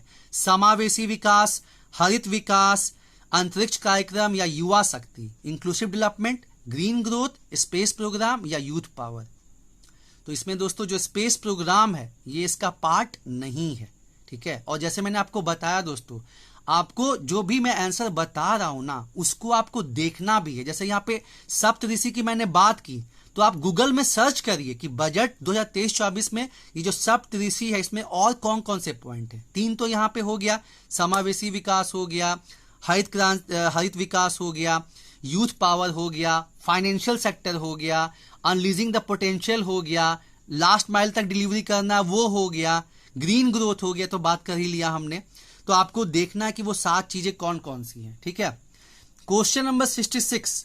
पहला जो जैन काउंसिल है जो पाटलिपुत्र में हुआ था उसके अध्यक्ष कौन थे? ये दोस्तों आप हमें कमेंट करके बताइए। भद्रबाहु, स्थूलभद्र, नागार्जुन या सबाकामी? बौद्ध संगति तो हम लोग बार बार पढ़ते हैं कि 4 बौद्ध संगति हुई थी। पहला जो है आपका राजगीर में, दूसरा वैशाली में, तीसरा पाटलिपुत्र, चौथा कुंडलवन। पहला के अध्यक्ष महाकश्यप, दूसरे के सबाकामी, तीसरा के मोगालीपुट्टिस, चौथा के वासुमित्र। लेकिन जैन काउंसिल हम नहीं देखते हैं, तो जैन काउंसिल भी जानना दोस्तों जरूरी है, आपको बताना है ये। और 67 तो मैंने आपको बता ही दिया कि 3rd बुद्धिस्ट काउंसिल के अध्यक्ष कौन हुए? मोगालीपुट्टिस, जिन्होंने अभिधम पिटक, 3 पिटक है काफी इंपॉर्टेंट, विनय पिटक, सूत पिटक। कब बना था? ये आपका पहला बौद्ध संगति, मतलब बौद्ध के मरने के बाद अजात शत्रु के टाइम पे पहली बौद्ध संगति हुई थी राजगीर में, जो कि मगध की जो है पहली राजधानी थी। ठीक है, मौर्यों की पहली राजधानी राजगीर ही थी। तो वहीं पे जो है विनय पिटक और सूत पिटक, जो गौतम बुद्ध ने जो भी अपना स्पीच दिया था, जो भी अपना सरमन दिया था, उसको कंपाइल किया गया सूत पिटक में। और जो लोग बौद्ध धर्म को अपना रहे उनको रहना कैसे है वो चीज दिया गया है विनय पिटक में। विनय पिटक को किसने कंपाइल किया है? उपाली ने। और जो आपका सूत पिटक है उसको किसने कंपाइल किया है? आनंद ने। और जो आपका 3rd है जिसमें कि फिलॉसफी दिया हुआ है वो अभिधम पिटक है, जिसको कंपाइल किया गया था 3rd बुद्धिस्ट काउंसिल में मोगालीपुट्टिस के द्वारा। अब इंसाइक्लोपीडिया ऑफ बुद्धिज्म महाविभास किसने लिखी थी? नागासेन, सबाकामी, मोगालीपुट्टिस या वासुमित्र? क्वेश्चन का डायमेंशन पैरामीटर दोस्तों बदल रहा है, नए नए क्वेश्चन देखने को मिल रहे हैं, तो हम लोग को भी अपनी पढ़ाई को एक लेवल ऊपर करना होगा और ज्यादा से ज्यादा क्वेश्चन प्रैक्टिस करना होगा। ठीक है, तब हम लोग ज्यादा नंबर स्कोर कर पाएंगे और आसानी से सक्सेस को पा पाएंगे। तो क्या जवाब हो जाएगा? ये टफ क्वेश्चन है, इसको एग्जाम में बहुत लोग नहीं बना पाए थे। महाविभास जो है वो वासुमित्र, जो 4th बुद्धिस्ट काउंसिल के अध्यक्ष भी रहे हैं, उन्होंने जो है ये लिखा था। और ये किसके दरबार में थे? वासुमित्र। ये थे महान शासक कनिष्क के दरबार में। ठीक है, कुषाण डायनेस्टी का फेमस कनिष्क, जिसने जो इंडियन का जो अपना राज्य है वो चाइना तक फैला दिया था। ठीक है, क्वेश्चन नंबर 69, यूरो करेंसी अभी तक 19 देश ही अपनाए हुए थे। जनवरी 2023 में कौन सा देश है जिसने यूरो करेंसी को अपनाया? आपके ऑप्शन है यूके, क्रोएशिया, स्वीडन या नीदरलैंड। तो क्या सही जवाब दोस्तों हो जाएगा? क्रोएशिया। यहां पे एक और बहुत अच्छा क्वेश्चन है कि वो कौन सा देश है जो कि नाटो का 31वां सदस्य बना है? तो वो फिनलैंड है। ठीक है, क्रोएशिया 20वां ऐसा देश है जिसने यूरो करेंसी को अपनाया है। क्वेश्चन नंबर 70, अंगुत्तर निकाय, मध्यम निकाय ये किस बुद्धिस्ट साहित्य का पाठ है?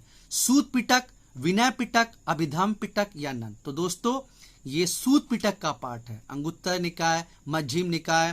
क्वेश्चन नंबर 71, अब ये मौर्य से अगेन है। अर्थशास्त्र जिसको कि चाणक्य के द्वारा लिखा गया था, इनके अनुसार मौर्य साम्राज्य को कितने विभाग, डिपार्टमेंट में बांटा गया? तो मौर्य साम्राज्य दोस्तों आपको पता ही है कि कितना वास्ट था, तो उसको चलाने के लिए बढ़िया एडमिनिस्ट्रेशन भी होना चाहिए। तो 18 तीर्थ डिपार्टमेंट और 27 सुपरिटेंडेंट जो है वो नियुक्त किए गए थे।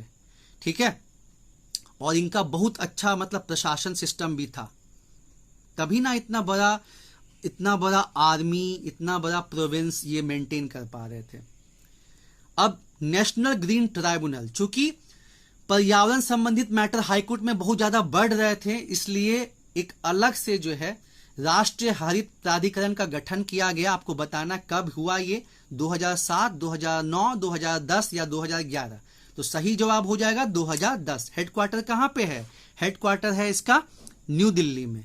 क्वेश्चन नंबर 73, पेशा अधिनियम। दोस्तों आपको पता ही है कि जो जनजाति लोग हैं उनका पहले से अपना पंचायती राज व्यवस्था रहा था। तो हुआ क्या कि जब पंचायती राज को संवैधानिक दर्जा दिया गया 73rd अमेंडमेंट से, तो फिर ये सवाल उठा कि जो यार जनजाति लोग का जो पंचायत व्यवस्था है, जैसे संथालों का मांझी परगना हो गया, उड़ाव का पढ़ा पंचायत हो गया, और भी बहुत सारे हैं, तो उनको कैसे जो मॉडर्न टाइम का पंचायत है कैसे उसमें सम्मिलित किया जाए। ठीक है, तो फिर दिलीप सिंह भूरिया कमेटी के संतुति पे जो है पेशा कमेटी, पेशा अधिनियम यानी कि extension of Panchayati Raj to schedule areas, और ये कहां लागू होता है दोस्तों? ये 5वीं अनुसूची में। ठीक है, 5वीं अनुसूची में 10 राज्य है, वहां पे पेशा अधिनियम लागू होता है। अपने झारखंड में भी जो है पेशा अधिनियम लागू होता है। 24 जिला है, 24 में तो नहीं होता है, 13 जिला में पूरी तरह और 3 जिला में पार्शियली। तो पेशा अधिनियम कब बना था? 1996 में।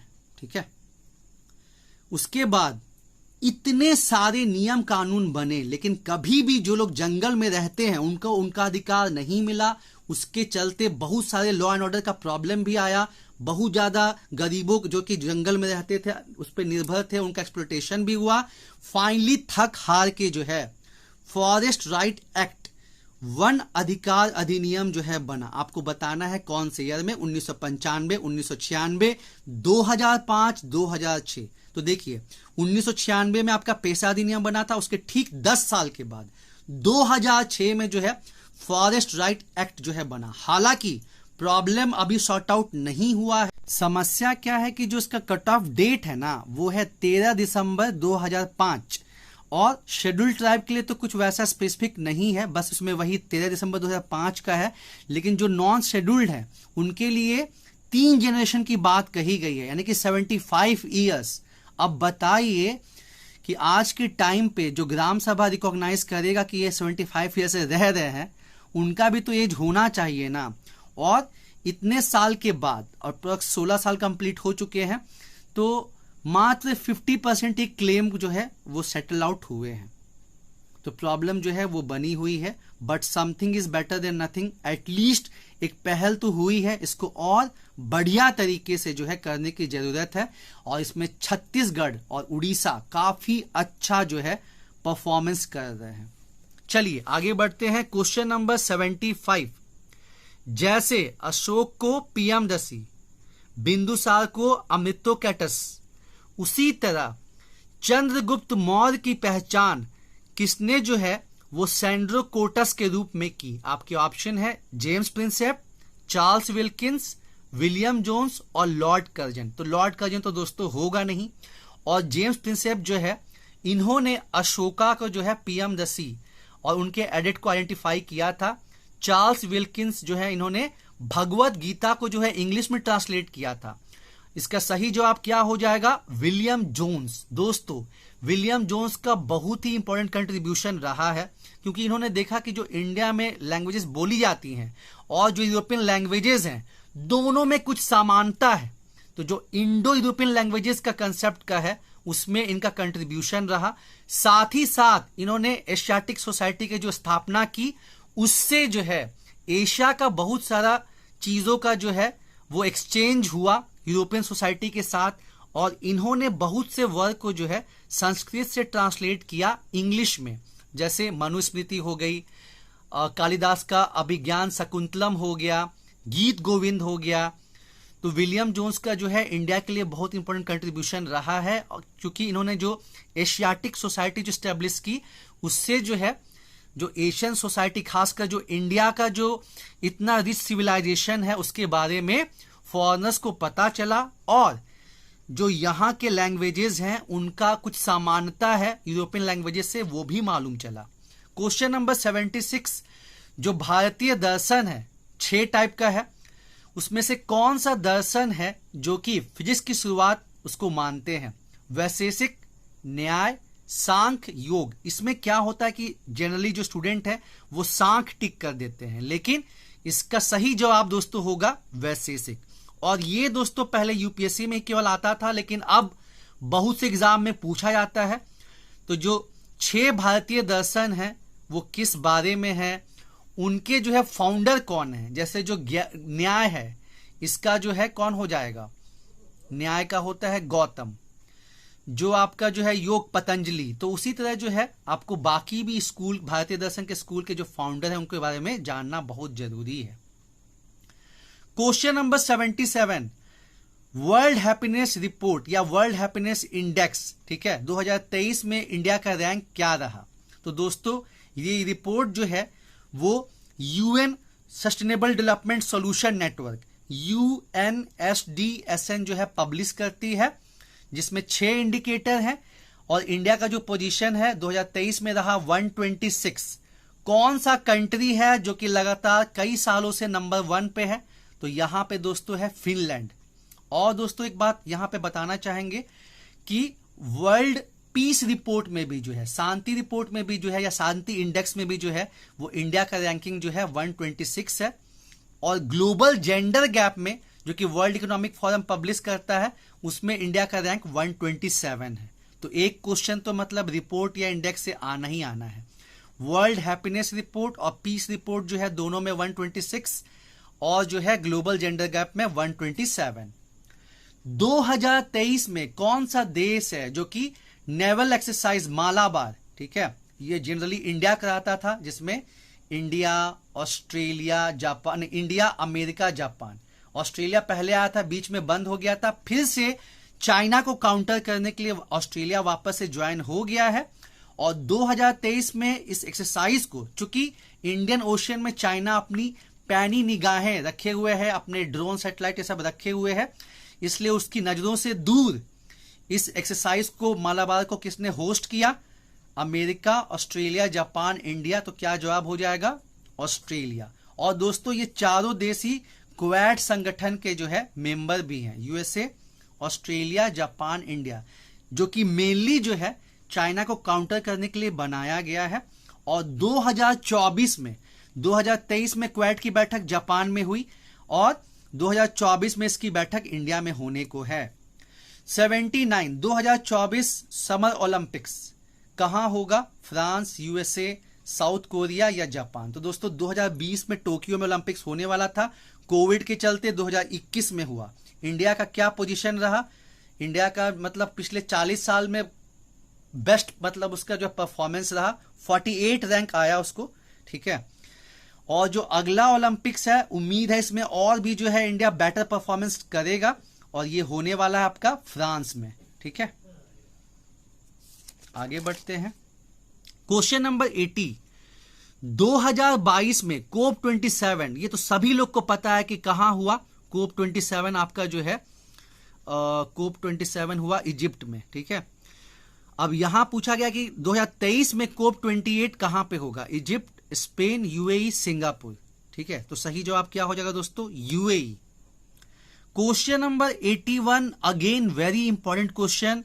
स्पेन जो है वो किस देश के साथ मिलके कोप 27 में इंटरनेशनल ड्राउट रिजाइलिएंट अलायंस यानी कि अंतर्राष्ट्रीय सूखा लचीलापन गठबंधन शुरू किया है? ठीक है, अमेरिका, इथोपिया, सेनेगल या यूके। ठीक है, तो सही जवाब दोस्तों क्या हो जाएगा? स्पेन ने सेनेगल के साथ मिलके इंटरनेशनल ड्राउट रिजाइलेंस अलायंस जो है वो शुरू किया है। और भी कंट्रीज इसको ज्वाइन किए हैं। 82 एम्बर बॉक्स, ब्लू बॉक्स, ये सब जो है ये किससे संबंधित है? WHO, WTO, IMF, world bank. तो इसको लेके काफी विवाद रहता है विकसित कंट्री और विकासशील कंट्री के बीच में, और ये संबंधित है विश्व व्यापार संगठन WTO से। एक क्वेश्चन और बन सकता है कि माराकेश एग्रीमेंट, माराकेश समझौते से या उरुग्वे राउंड से कौन सा अंतरराष्ट्रीय संगठन अस्तित्व में आया? तो हो जाएगा WTO। कब आया था? 1995। इंडिया जो है फाउंडिंग मेंबर रहा और इंडिया को बहुत सारा बेनिफिट भी हुआ, और ये विश्व व्यापार को बढ़ाने के लिए था। लेकिन हालांकि बाद में क्या हो गया, जो विकसित कंट्री हैं, जो विकासशील देश हैं, डेवलप और developing country, America, European countries एक तरफ, और आपका चाइना हो गया, ब्राजील हो गया, इंडिया हो गया, और जो विकासशील कंट्रीज हैं एक तरफ, उन दोनों के बीच में मनमुटाव हो गया दोहा राउंड को लेके और उसके बाद सब्सिडीज को लेके। इसलिए विश्व व्यापार संगठन का उतना सक्सेस नहीं हो पाया, और बाद में अमेरिका जो है इसका डिस्प्यूट सेटलमेंट जो बॉडी है उसमें जजेस की नियुक्ति को ही रोक दिया। ठीक है, किस सिटी को हर साल जो है, एक शहर को जो है यूनेस्को का वर्ल्ड बैंक कैपिटल डिक्लेयर किया जाता है, मतलब वर्ल्ड बुक कैपिटल डिक्लेयर किया जाता है? तो 2023 में घाना का सिटी है एक्रा। ठीक है, और 2024 के लिए स्ट्रेसबर्ग, आपको बताना है ये किस देश का शहर है। स्ट्रेसबर्ग 2024 के लिए स्ट्रेसबर्ग है, और 2023 का घाना का सिटी है एक्रा। उसको जो है यूनेस्को वर्ल्ड बुक कैपिटल घोषित किया गया है। 84 किसके साथ मिलके, देखिए नॉर्मली क्या क्वेश्चन पूछा जाता था पहले कि किस देश में जो है UN वाटर कॉन्फ्रेंस हुआ, तो जवाब हो जाता था न्यूयॉर्क। अब क्वेश्चन जो है थोड़ा डेप्थ में जाया जा रहा है कि अच्छा भाई को होस्टिंग कौन कौन किया? यूएन के साथ मिलके तजिकिस्तान किया, तजिकिस्तान के साथ मिलके कौन किया है? तो किसके साथ मिलके तजिकिस्तान जो है वो न्यूयॉर्क में UN वाटर कॉन्फ्रेंस होस्ट किया? नीदरलैंड, USA, जापान या इंडिया? तो यूनाइटेड नेशन जो है दोस्तों वो 2018 से 28 को वाटर और सैनिटेशन ईयर के रूप में मना रहा है। उसी के अंतर्गत यह बैठक जो है किया गया UN वाटर कॉन्फ्रेंस न्यूयॉर्क में।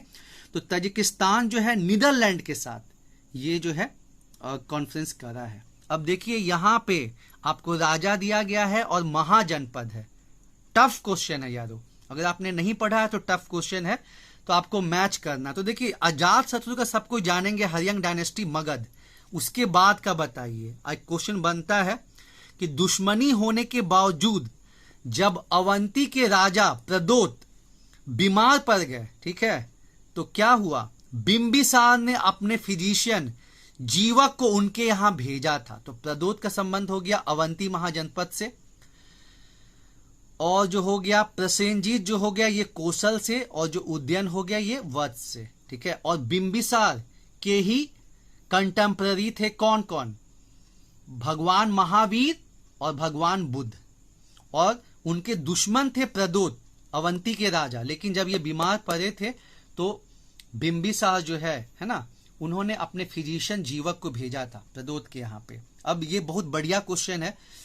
जो यूनाइटेड नेशन सिक्योरिटी काउंसिल है, संयुक्त राष्ट्र सुरक्षा परिषद, इसके 15 सदस्य होते हैं, 5 तो परमानेंट है और बाकी जो 10 है उनका 2-2 साल का अस्थायी मतलब वो रहते हैं।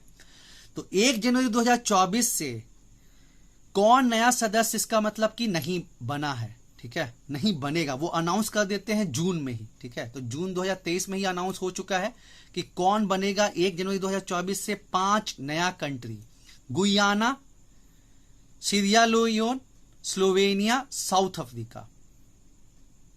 नहीं पढ़े हैं, तुक्का लगाना बहुत मुश्किल है। साउथ अफ्रीका नहीं बनेगा, गुयाना हो गया, सीरिया लियोन हो गया, स्लोवेनिया हो गया, अल्जीरिया हो गया, साउथ कोरिया हो गया। वेरी वेरी इंपॉर्टेंट क्वेश्चन दोस्तों, ये जून में अनाउंस किया गया है, जून 2023 में, तो यहां से क्वेश्चन बनेगा ही बनेगा। उसके बाद किसमें अशोक ने, ठीक है, स्वयं को मगध का सम्राट बताया है, ठीक है, जैसे कि मस्की में उन्होंने मतलब खुद का नाम अशोक बताया, गुर्जरा में, लेकिन कहां पे ये बताया, रुमनदेही जो है उसमें भगवान बुद्ध के जन्म का बात करता है। अब यहां पे है कि किसमें उन्होंने मगध के सम्राट, खुद को मगध का सम्राट बताया है, मास्की, रुमनदेही, भब्रू।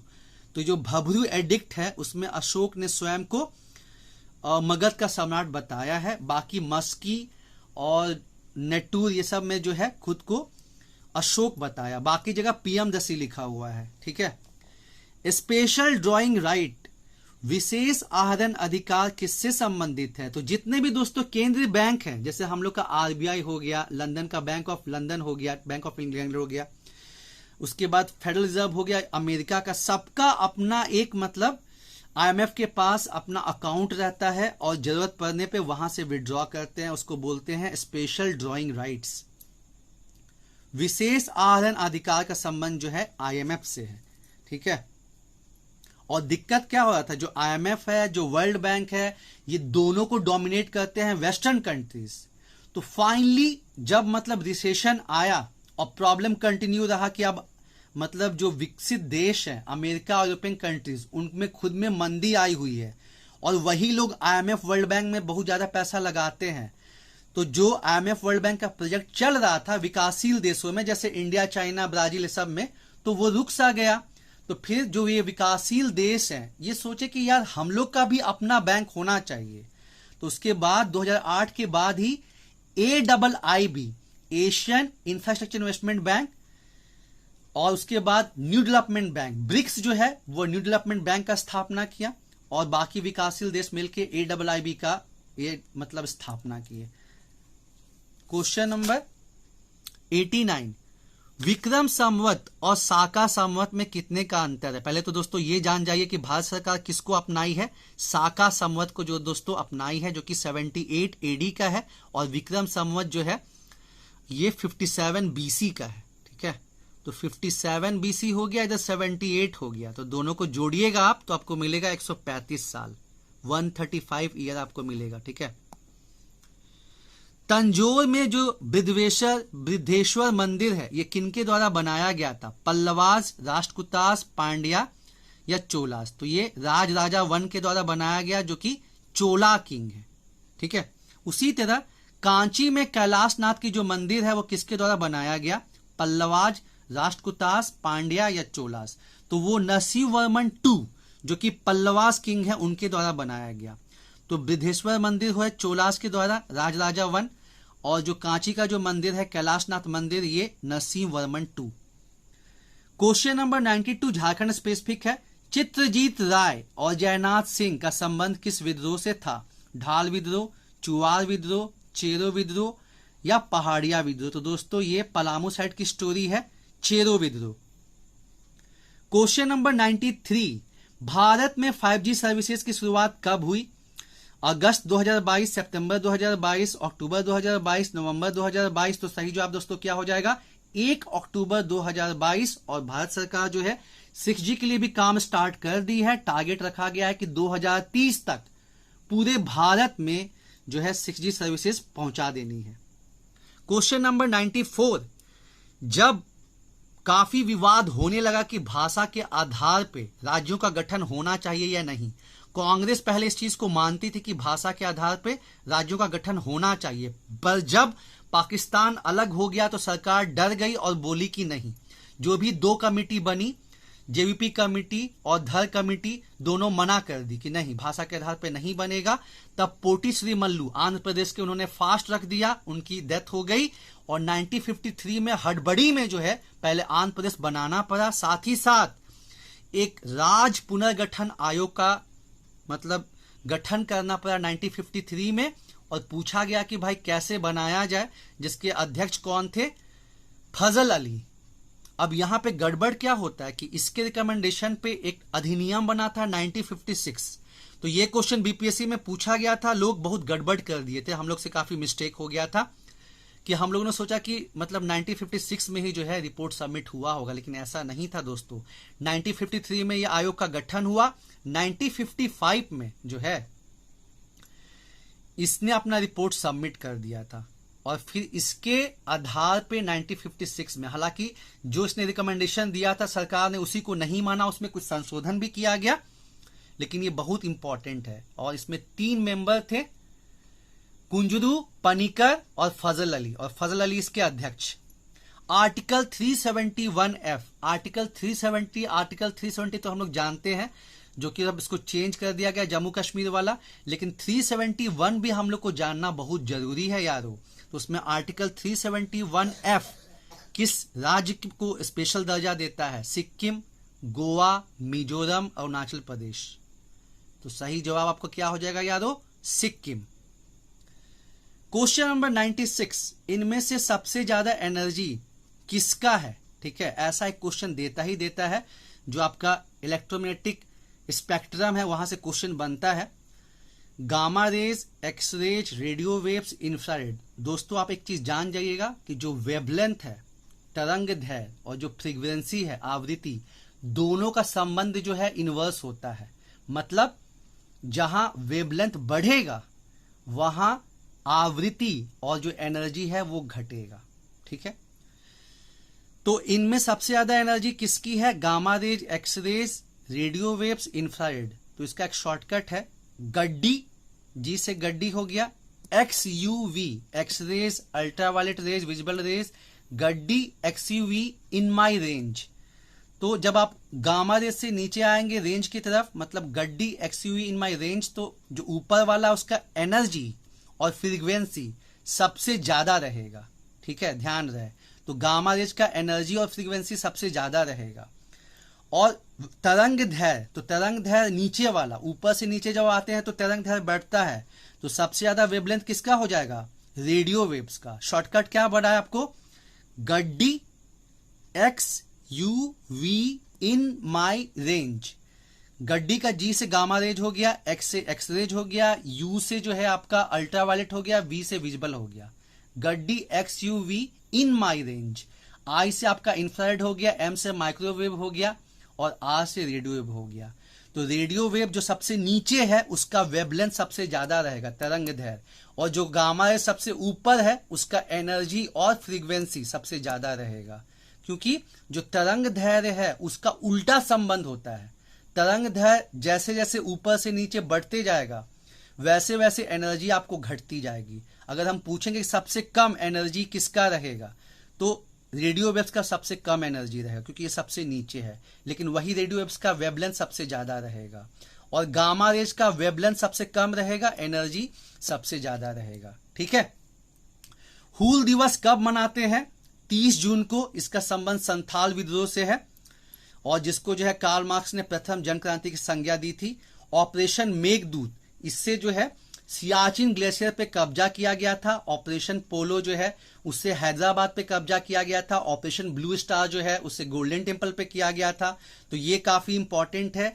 और हाल फिलहाल में म्यांमार में जो चक्रवात आया मोचा, वहां पे लोगों को राहत पहुंचाने के लिए ऑपरेशन करुणा, जो सूडान में लोग फंस गए थे इंडियन, उनको लाने के लिए ऑपरेशन कावेरी, जो यूक्रेन रशिया में फंस गए थे उनको, भारतीय को और भी एशियंस को लाने के लिए ऑपरेशन गंगा, जो अफगानिस्तान में फंस गए थे उसको operation Devi. Mother of India, जैसे फादर ऑफ इंडिया मानते हैं महात्मा गांधी को, वैसे मदर ऑफ इंडिया मैडम कामा को मानते हैं। तो दोस्तों उम्मीद है आपको यह डिस्कशन बहुत पसंद आया होगा। बस एक क्वेश्चन जो है वो रह गया था, वो भी हम लोग डिस्कस कर ही लेते हैं, उसको छोड़ना क्यों है। वो ये है कि पहला जैन काउंसिल, जिसमें कि जैन धर्म के 2 पार्ट हो गए, श्वेतांबर और दिगंबर, उसके अध्यक्ष कौन थे? तो उसके अध्यक्ष श्वेतांबर के जो लीडर रहे स्थूलभद्र, ठीक है, वो रहे, और जो दिगंबर है उसके कौन थे? भद्रबाहु। ठीक है, तो एक क्वेश्चन रह गया था, मैंने सोचा उसको भी बता दूं आपको कि पहला जैन काउंसिल जो है ये आपका पाटलिपुत्र में हुआ था। इसके अध्यक्ष कौन थे? स्थूलभद्र।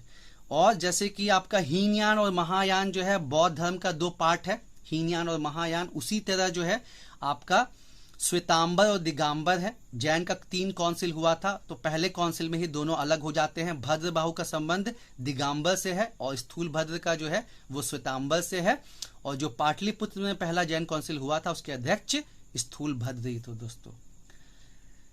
ठीक है दोस्तों, हम आगे और भी इंपॉर्टेंट क्वेश्चन आपके साथ डिस्कस करेंगे और आपको इन क्वेश्चन के आंसर्स को थोड़ा गूगल करना है और पढ़ना भी है यारो, ठीक है, ताकि आपको और भी आइडिया लगे ऑप्शंस का और आपका नॉलेज बेस बढ़े।